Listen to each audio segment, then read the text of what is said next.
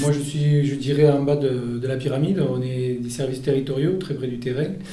Et moi, j'ai accepté d'y participer parce que j'ai la conviction qu'il y avait un vrai enjeu sur l'établissement, dans l'élargissement de ses compétences. Donc, je pouvais amener, en fait, certaines notions ou certaines situations que l'on vit sur le terrain. Je suis intervenu vraiment très en amont du projet d'établissement sur le petit groupe qui était chargé un peu d'écrire les premières lignes sur quelle était la vision et quelle était l'ambition qu'on avait pour ce projet d'établissement. On pouvait participer à l'élaboration, à la construction de notre établissement. C'est-à-dire au moment où il fallait travailler sur la priorisation des missions, sur la construction de l'établissement dans lequel on se projetait à l'horizon 2030. On n'était pas dans une vision descendante, on était vraiment dans une co-construction. Ça a été une grande découverte, de se dire finalement on est aussi aux manettes et donc on peut se projeter sur des choses qui ont du sens, qui nous parlent et qui sont vraiment, vraiment ambitieuses.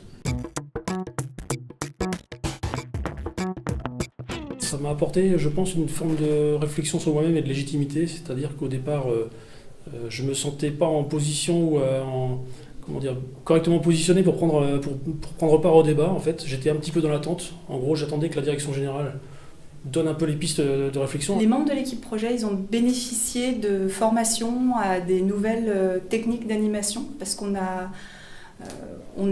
porté le projet d'établissement, on l'a orienté, mais on a aussi animé les différentes séances d'ateliers participatifs qui ont eu lieu dans tout le courant de l'année 2018. Le travail, c'était que chacun d'entre nous apporte sa vision et partage apporte son expérience et fasse partager au groupe son vécu pour apporter des solutions. J'ai vraiment découvert le pouvoir d'une technique d'animation qui ne se lance pas directement sur les dimensions, on va dire, rationnelles, mais qui prend le temps déjà d'écouter les besoins des collègues, d'être vraiment uniquement sur le plan de la désirabilité des choses.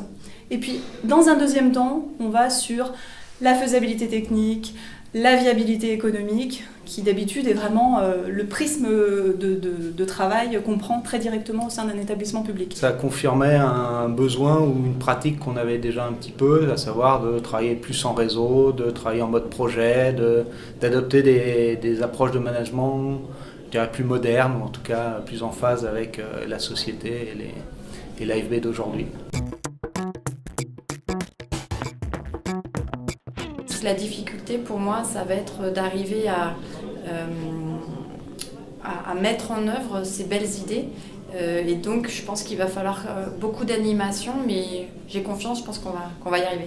L'idée que j'essaye de porter au sein de mes équipes, c'est de se dire, prenons en fait le projet d'établissement, qui est un peu comme une grille de lecture, et regardons de quelle façon en fait on peut utiliser ce projet d'établissement dans nos activités de tous les jours, et en s'appuyant en fait sur les propositions qui sont faites par le projet d'établissement, que ce soit la vie en réseau, le mode projet, la capacité d'influence, la programmation, etc. Je pense qu'on a vraiment devant nous une phase d'appropriation de ce projet d'établissement, déjà au niveau du management.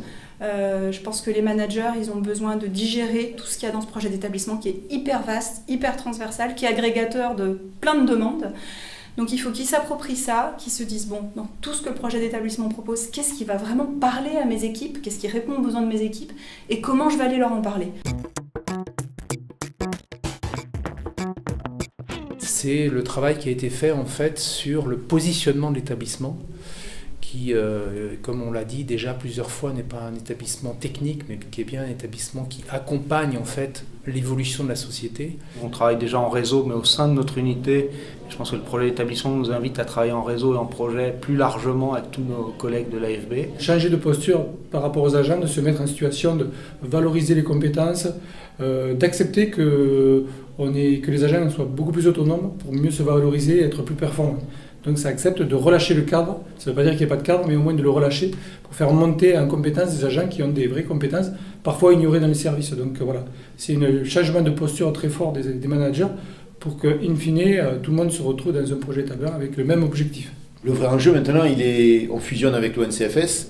C'est comment on arrive, même si l'établissement ne sera pas l'AFB et ne sera pas l'ONCFS, ça sera la somme des deux, ça sera différent. Comment on arrive à garder un peu cette ambition et cette vision de la biodiversité absolument centrale et la question essentielle qu'elle pose de notre place sur cette planète et de notre devenir.